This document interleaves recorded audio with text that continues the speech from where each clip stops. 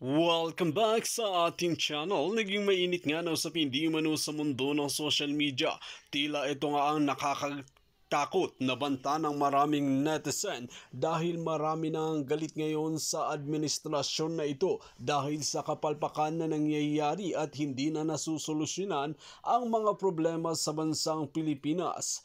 Ayon nga sa isang source ay talagang maliligwak nga talaga si President Bongbong Marcos at si Lisa Smugs na ito. Dito nga natin mapapatunayan mga kaibigan na hindi talaga pwede na gagayahin niya ang kanyang ama na si Ferdinand E. Marcos na mamamana ang pagkaugali nito at talagang maglilingkod sa taong bayan. Ito ang banat ng maraming netizen dahil ibang-ibang araw ang pamumuno ni Ferdinand E. Marcos at ibang-ibang araw sa sospecha nila at talagang inaasahan nila na gagawin ni President Bongbong Marcos dahil kabaliktaran nga raw lahat ang nangyayari dahil nakikinig ito kay Lisa Smugs. Dito natin mapapatunayan na wala nga raw kredibilidad si President Bongbong Marcos na nakakalungkot isipin at nakakalungkot pakinggan dahil hindi nga raw na ito alam kung ano talaga ang kanyang ginagawa. Pati nga si Senador Amy Marcos ay talagang kontra na sa ginagawa ni PBBM sa bansang Pilipinas. Kung makikita pa natin mga kaibigan, wala nang respeto si Lisa Smugs na ito kay First Lady Imelda Marcos na dapat naman talagang respetohin pa rin ito dahil kung hindi naman sa kanyang ina at ama ay talagang hindi sila mananalo sa kampanyang ito na pinagsisisihan ng maraming netizen. Well mga kaibigan, para nga sa karagdagang impormasyon, panoorin nga natin ang buong video. At kung bago ka pa lamang sa akin channel, huwag kalimutan i-click ang subscribe button at notification bell para lagi kang updated sa ating mga bagong video. At para sa sulit viewers natin dyan, maraming salamat sa walang sawang pagsuporta. Okay, katatapos lang ng anniversary ng martial law, September 21. Nabuhay ako noong panahon ng martial law ni President Marcos Sr. From my experience, I can say it na golden years. Maganda ang epekto ng martial law sa akin. I don't know sa inyo. But ngayon, sa administrasyon ni Marcos Jr., maraming nagrereklamo, especially mga business groups ng administrasyon ni Marcos Jr. ay unti-unting naging diktador. Okay? Silent martial law na daw. Na hindi katulad ng martial law ng kanyang ama na maraming nagpasalamat, maraming guminhawa ang buhay. Isa na ako. Itong silent martial law, itong pagiging diktador ng Marcos Jr. ay nagpapahirap sa taong bayan. Okay? So, business groups ito iba pa yung sa freedom of the press. Parang wala nang kalayaan magpahayag ng mambatikos. Example, sino ba yung senador? Senator Tulfo. Gusto niyang i-control ang social media. Ang mga vloggers, gusto niyang may accountability daw. Daming nag-react nun. Yung sina Sasot, inuupuran ng malaking bribe money para lang tumahimik, para hindi na magsalita kontra sa administrasyong ito. Si Madam Maharlika, kung ano-anong itinatanim ng mga kaso para hindi niya ituloy yung pag-i-expose ng mga katiwalian ng gobyernong ito. Ako naman, nawarningan ako na kung gusto kong ma-enjoy ang aking retirement, mag-isip-isip. Yung $2 million donation ni Speaker Romualdez sa Harvard. Pinapatahimik na ang issue. Dinilit na yung story, kwento sa Inquirer. So, these are signs na silent martial law na. Okay, ito naman ngayon, business groups.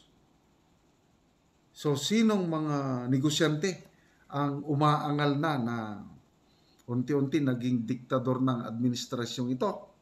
Ito yung tinatawag na manufacturers of basic necessities and prime commodities. So, ano yung basic necessities, prime commodities? Kung ano ang makikita nyo sa mga groceries o department store. Canned goods, sardinas, meatloaf, ano pa dyan, mineral water, juice, kasama na yan yung sabon, shampoo. So, maraming items yan, mga 43 items ata. Yung basic necessities and prime commodities. Ang mga manufacturers, yung mga negosyante, na yan ang negosyo nila, matagal nang naghain ng petition sa Department of Trade and Industry na kailangan ng magtaas ng presyo kasi hindi na nila kaya ang cost of production. Remember, itong mga commodities na ito, example, yung sardinas, kailangan mong mag-import ng tin cans. Kailangan mong magbayad ng labor, yung magtrabaho sa faktorya. Kailangan mong bumili ng isda. So, itong mga negosyong ito, relied sila sa import at apektado sila sa pagtaas, sunod-sunod na pagtaas ng fuel,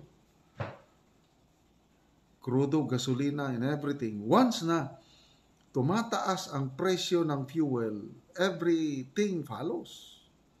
Tumataas. Kaya, dahil sa sunod-sunod na pagtaas ng fuel, electricity, everything, ang mga manufacturers ng basic necessities and prime commodities, luging-lugi na. Kaya naghain sila ng petition na mag-increase up to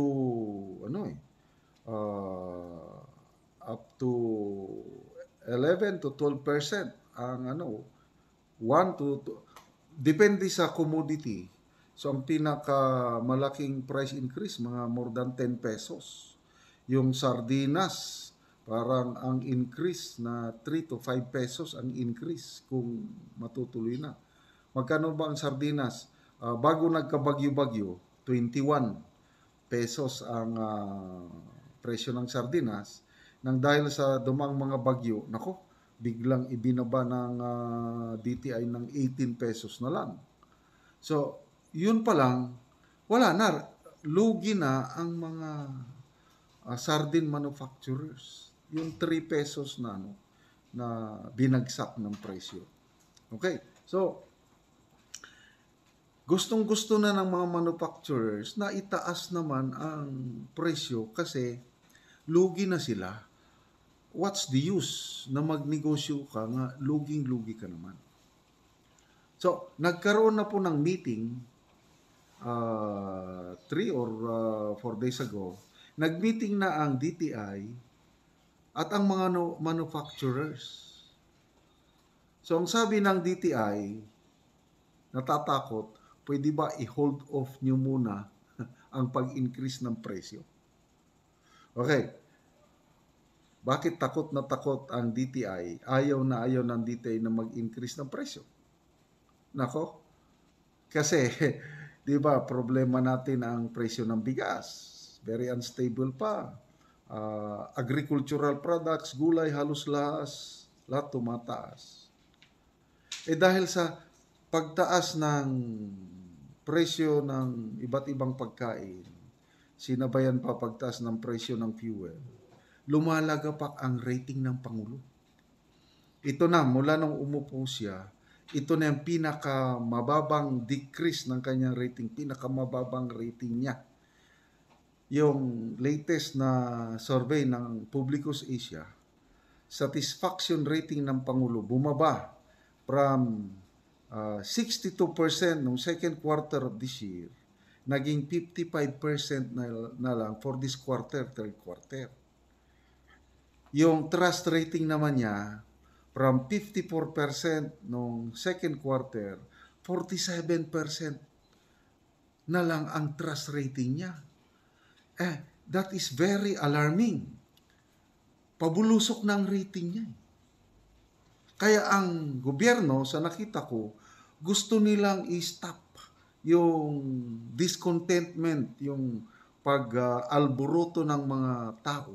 Kaya ayaw na nila ng panibagong price increase ng mga basic necessities and prime commodities, yung nabibili sa mga department store, groceries.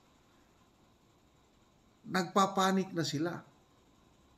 So, doon sa meeting, wala talagang kasunduan. Sabi ng DTI, pwede ba i-hold off ninyo? Ng mga manufacturers na naman, sabi, hindi na namin kaya. Lugi na kami.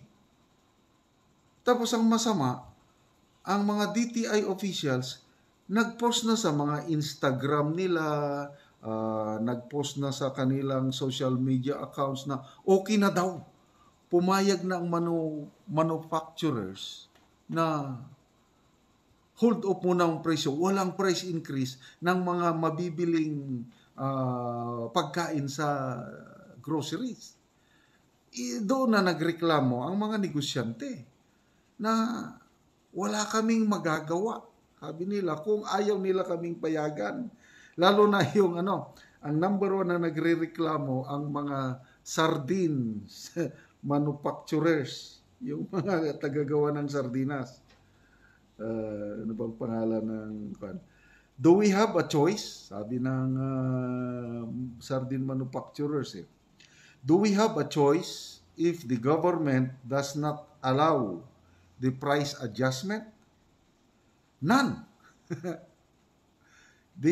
Despite the law on suggested retail price should be submitted on the consent of the manufacturers, what happens is it becomes dictatorial. It's mandated on us. There is nothing we can do if that's what the government wants. Sabi ng presidente ng Manufacturers Association, si Mr. Buen Camino. Ano ang first name ni Mr. Buen Camino. Dictated na eh. Dapat kung ano yung presyo, nagkakasundo. Hindi naman magkasundo, ang gobyerno sabi, no price increase. Hold off. Status quo. Wala na. Ang mga negosyante, wala talagang magawa kung ayaw ng gobyerno na magtaas ng presyo. So anong ibig sabihin nun? Yun na, dictatorial. Yun na ang rason bakit nagre-reklamo ng mga manufacturers nga nagiging diktador na ang administrasyon ng Pangulong Marcos. So, medyo kawawa nga, parang malas, parang may curse sa gobyernong ito. Kasi mula nung umupo siya, wala nang nangyari kundi sunod-sunod ang pagtaas. Bakit? Minamalas. To me, nakikita kasi, hinahaluan nila ng hindi magandang trabaho. Lalong-lalo na pagdating sa smuggling, hoarding, profiteering, cartel. Yan, magaling administrasyon ito. Ang nagpapahirap sa mga farmers, sa mga namimili, dahil sa unabated yung walang kalaban-laban o inutil ang gobyernong ito pagdating sa smuggling and hoarding. Kaya ang laking pagkakamali ng Pangulo nung ipinagmayabang niya sa kanyang SONA na smugglers and hoarders, your days are numbered. Anong days are numbered na magdadalawang buwan na wala pa siyang na huli, na aresto, na pailan ng kaso? Yung pala, ang ibig niyang sabihin is, smugglers and hoarders, your years are numbered. Aabutin pa sila ng taon-taon hanggang 2028, mamamayagpag ang mga smugglers and hoarders sa bansa sa ilalim ng administrasyong ito. Leadership. More than mga 1 week na, nagsalita siya, nag-announce siya na ang buying price ng palay itinaas na. 23 pesos na ang pinakamataas. Pinakamababa 19. So that was a week ago. Televised pa nga talagang nirelease ng PTB4 o RTBM Malacanang.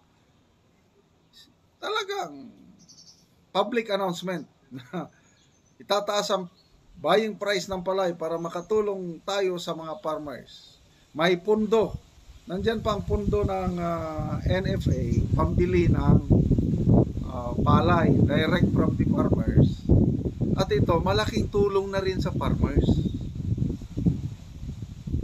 Kailan ngayon, dito, nabasa ko sa Philippine Star na balita, nagre-reklamo ang mga farmers. Mabuti na lang at merong grupong mga farmers na naipapaabot nila kagad ang kanilang hinaing. So, isang grupo itong Federation of Free Farmers na ang pangulo nito ay walang iba kundi si Raul Montemayor, dating Agriculture Secretary. So, ano ito, may dating. Alam niya ang kanyang ginagawa. Galing na siya sa Department of Agriculture. Salamat at mayroong Mr. Montemayor na gumagabay sa mga farmers natin, nagiging boses ng mga farmers. So ito, na-interview ng Philippine Star, itong presidente ng Free Farmers Group. Nagre-reklamo na ang grupo dahil yung utos na itaas ang presyo, 23 pesos, hanggang ngayon hindi pa rin na ipapatupad. Nasa yung dating buying price pa rin nila, 16 pesos pa rin. So anong ibig sabihin nito? Kung ako ang presidente, example, naging commander din ako Once na nag-announce ako ng aking desisyon, okay, i-release yung pondo na yan. Sabi ko, tungkol sa pera Conference, i-release. Pagkatapos ng conference, tatawagan ko na, papalo upin ko na yung aming budget officer o finance officer na i-release mo na. Ganon ako. Sir, ganito. I'll give you this one until tomorrow. I-release mo na. Hindi ako titigil hanggat hindi matutupad yung decision ko. Ganon yung aking style. Ano pa? Yung pag-uwi-uwi ng mga sundalo. Kasi ang policy namin sa sundalo, ang hirap yung pag-uwi. Nung commander ako sa field, awang-awa ako sa mga sundalo, hindi nila mabisita yung kanilang pamilya. Ako naman ang commander, sabi ko, I will violate kasi may policy ang army tungkol sa pag-uwi. Kaya lang sabi ko, never mind the policy, ako ang mananagot. Kung walang combat operation, more than one half pa uwiin nyo. Basta mayroon lang maiwan sa detachment na maggwardya. Para happy ang lahat. Pauwiin nyo, mas marami. Nako. Tatawagan ko ngayon yan. Nako. Mabilis pa sa alas 4. Tinupad na nila kasi uuwi na Dapat ganon. Ang natutunan namin sa serbisyo is 1% order, 99% supervision. Ganon kami. hindi tapos ang trabaho yung nag-order lang. Kagaya ng Pangulo, nag-announce. Okay, mga 1 minute announcement niya sa TV. Kailang malam yan dating pag ganun siya, pangiwi-ngiwi pa eh. Wala man lang kadating-dating. Na 23 na. Ako personally na maligaya. Kasi magandang presyo na rin yon 23. Ngayon, dito sa Philippine Star, ito, farm gate price of fresh palay remains low at 16 per kilo. At the National Food Authority has yet to issue guidelines for the 23 per kilo buying price of NFA. What? Guidelines? Ang Pangulo nga nag-announce na, ano pang guidelines? Hindi ko maintindihan itong gobyerno natin. Pag ako ang nandyan, talagang may titirhan yung mga taga-NFA kung ako ang secretary. Nag-announce na ako na 23 ang kilo. 1 week na ang nakakaraan. Hanggang ngayon, di pa rin tinutupad. So, anong masasabi nyo sa leadership ng Department of Agriculture Secretary? May dating ba? May astig ba? May asim? Wala. Kaya yon yung kalamyaan. Ibang-iba, kung si Tatay Digong pa, grabe, pag nagsalita yon, may konting fear factor eh. Sample na lang, yung sa airport noon, yung tanimbala, hindi naman siya nagpunta ng airport, wala lang. Parang ambush interview, parang normal lang. Sige, magtanim kayo ng bala. Kung hindi, pakain ko sa inyong bala. Ganun lang. Tapos yung dala yung mukha niya may konting lisik ng mata. Pakain ko sa inyong bala. Tingnan nyo, yung panahon ni Tatay Digong, halos walang nangyaring masama, very insignificant, yan sa airport. Ngayon, ano yung pinaka-latest? Nako, ninakaw ang $300 galing sa isang Chinese tourist. Tapos, sinubo, nilunok pa. Anong klase itong gobyerno natin? And that all, ang lahat yan boils down to weak leadership.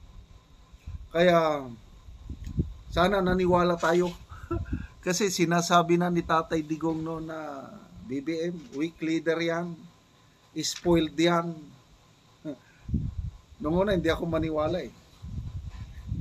Kaya lang, nung nagtaka ako, nung pinalabas yung Made in Malacanang, diba, project yun ni project yun ni Senator Amy at Derek Darryl Yap, si PBBM, balita, ayaw daw niya yung gano'n. Ang ipinortray na BBM doon is irresponsible na BBM ang naiportray doon. Lumalabas ngayon.